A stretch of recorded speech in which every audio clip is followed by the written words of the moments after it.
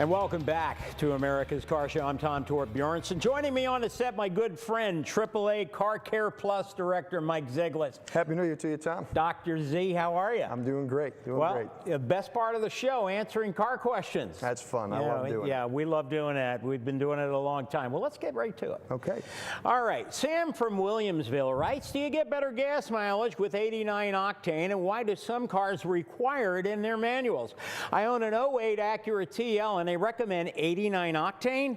With gas prices the way they are, I'm wondering how necessary this is. Well, Sam, octane has nothing to do with fuel mileage and everything to do with the way the gas acts in the combustion chamber, volatility or stability. Low octane fuel is less stable inside an engine than high octane fuel, and high performance engines such as what's in your Acura operate at higher combustion chamber temperatures due to higher compression ratios. When low octane fuel is introduced into a high compression engine operating at higher than normal temps, it pre-ignites, causing a phenomenon called engine knock. This is where the fuel ignites before it has a chance to be properly compressed and the electrical spark introduced at the precise time for maximum efficiency and burn. This pre-ignition causes hammering on the tops of the pistons, cylinder head and valve faces, and over time premature engine failure takes place. Use proper octane fuel in your engine. It's cheaper in the long run than an engine replacement. Sounds great. Yeah.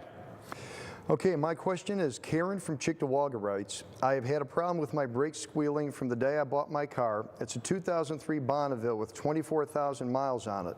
I've taken it to the dealer 3 times to be checked out. Each time they tell me that the brakes don't need changing. What could be causing them to squeal, and is it anything I should be worried about? Well, Karen, what could be causing the brakes to squeal, it could be made of a more inferior pad compound than maybe a ceramic pad might be. So now that they can no longer use asbestos in pads, they supplement that with metal, thus the born of metallic brake pads.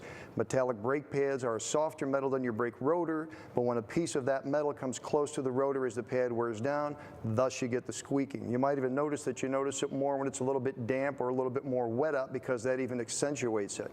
One thing that the dealer could do, they're absolutely right, there might not be anything wrong with the pad as far as you look at thickness. You know, thickness is going to be okay, but if they really truly have your best interest at heart and they want to do something to help take that squeal away, they're going to change those pads out, put a set of ceramic pads in that should last you under normal driving conditions 35 to 50,000 miles, and that squeak will go away. You'll have no dust on your rotors or your rims, and you won't have any of that rust in the wintertime that you see also. Well, thanks, Doc. Appreciate you joining me on America's always. Car Show and answering questions, and I'm sure you're going to be back. Okay, thank you.